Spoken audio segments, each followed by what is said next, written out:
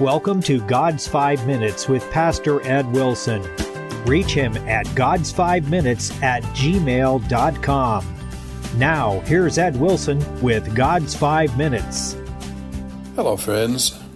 1 Kings 8 records the prayer Solomon prayed at the dedication of the great temple he had engineered at Jerusalem. First in that sacred ceremony was positioning the ark, which was marked by God's move into the temple, as indicated by the great cloud that filled the sanctuary when it was placed there. Next was a lofty and spiritual prayer that breathed the purest concepts of the character and nature of God and glowed with trust in Him. Then followed the blessing of the congregation. The prayer had been offered by the kneeling king. Next he stood, and with ringing tones to be heard by all, he put his prayer into two petitions, preceded by praise for national blessings, and followed by exhortation to national obedience. A huge sacrifice concluded the ceremony. Solomon blessed the congregation when in their name he blessed the Lord, prayed that God would incline their hearts to keep His law, and would maintain their cause, and exhorted them to keep their hearts perfect with Him. Standing there in the new temple, with the united nation gathered before him, the cloud filling the house, and peace resting on all his land to its farthest border, the king looked back on the long road from Sinai and the desert. There had been many a dark time when enemies had oppressed. Many a hard-fought field had been stained with Israel's blood. But all had come to this calm hour when Israel's multitudes were gathered in worship, and their unguarded homes were safe. There had been many heroes along the path: Joshua, Gideon, Barak, Deborah, Samson, Jephthah, Jonathan, David, and Samuel, who turned to flight armies of the aliens.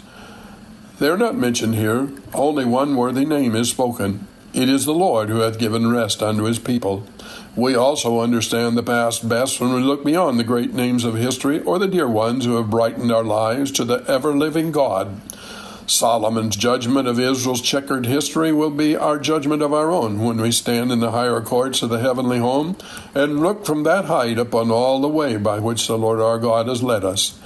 The next focus of Solomon's prayer is that he may incline our hearts to walk in His ways, and he pled for God's presence to make that happen.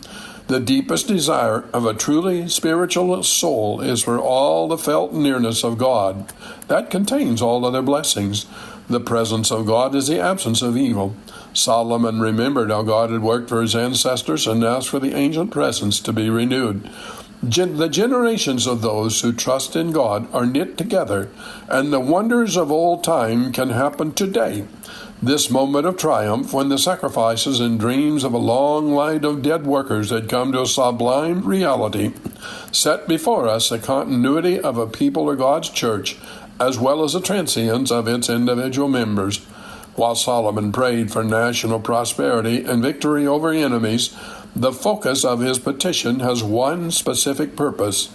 What he sought most for himself and his fellow Israelites was moral conformity to God's will, for the right to remain as His chosen people.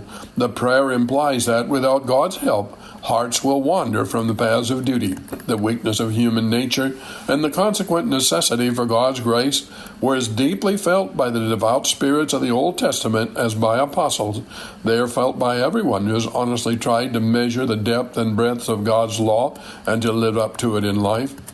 It was following this part of Solomon's prayer, which amounts to a reach toward holiness, that the king spoke of the defense and protection of the nation.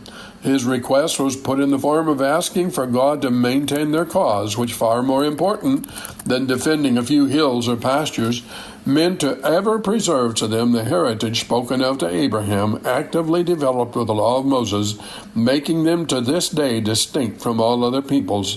The order of request for holiness, followed by petition for protection, is an indication of how closely the two are connected. It's yet so with God's people. Have you talked to Him today?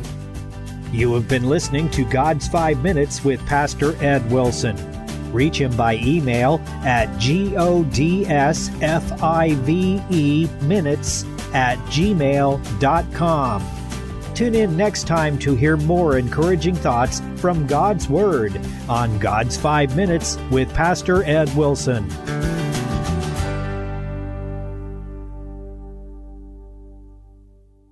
Are you a Christian who likes to read? If not, there's a whole world of Christian publishing out there that you're missing out on. I invite you to check out the Author's Corner podcast, where I talk to the latest Christian authors each week about their new book releases and what's coming next. So if you're ready to jumpstart your spiritual growth with the newest books and the authors who write them, check out the Author's Corner podcast with me, Roberta Foster.